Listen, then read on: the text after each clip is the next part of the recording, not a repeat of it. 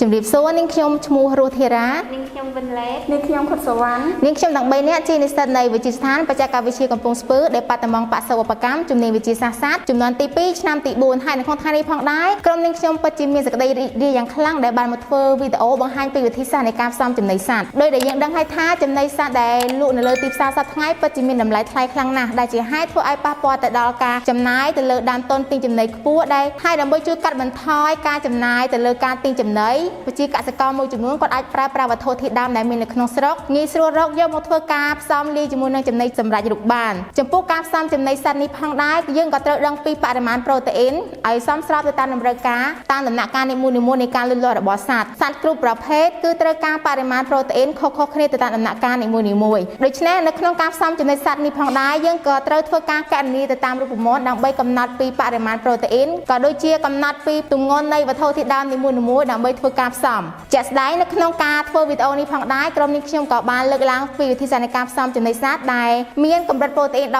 18% ដែលយកទៅតម្រូវការសត្វមាន់ចិញ្ចឹមនៅក្នុងស្រុកដែលជាដំណាក់កាលមាន់ធំក៏ដូចជាដំណាក់កាលចុងក្រោយនៃការលូតលាស់ផងដែរបើចង់ដឹងថាដំណើរការប្រព្រឹត្តទៅយ៉ាងដូចម្តេចសូមចូលរួមទស្សនាវីដេអូរបស់នាងខ្ញុំទាំងអស់គ្នា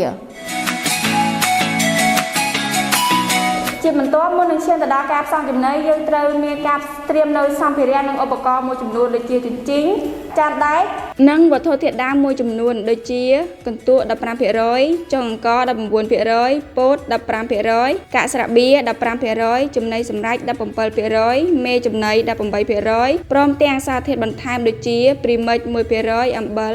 1% សរុបមកវត្ថុធាតុដើមទាំងអស់សុទ្ធសឹងតែឆ្លងកាត់ការកណនាតាមរូបមន្តចំណីនៃ20គីឡូក្រាមក្នុង 100% ដែលមានប្រូតេអ៊ីន 18% ទៅតាមដំណាក់កាលតម្រូវការរបស់សត្វជាបន្ទាប់ឈានទៅដល់ការលាយបញ្ចូលគ្នានៃវត្ថុធាតុដើម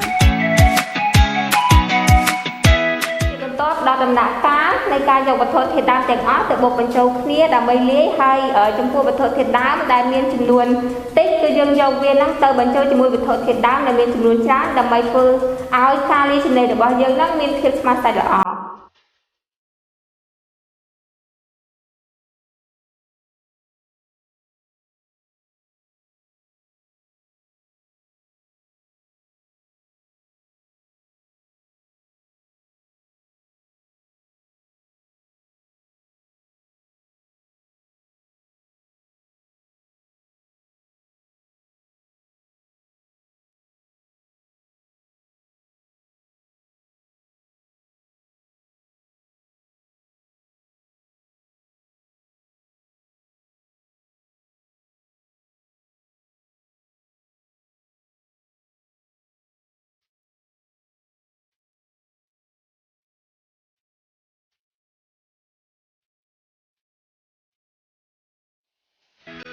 ចាបន្ទាប់ពីការលាយចំណីបញ្ចូលគ្នាជាល្បាយស្មើសាច់រួចយើងធ្វើការរក្សាទុកដោយគ្មានការរក្សាទុកនៅក្នុងច្រកបញ្ចូលបេឬក៏នៅក្នុងធុងដោយបិទមាត់ឬក៏ចងមាត់បេឲ្យស្អាតដើម្បីជៀសវាងពីសត្វកណ្ដោឬក៏ការហើរក្លិនធ្វើឲ្យសត្វមិនសូវស៊ីបាត់បង់គុណភាពរបស់ចំណីម្យ៉ាងវិញទៀតបើសិនជាយើងទុកបានស្អាតល្អ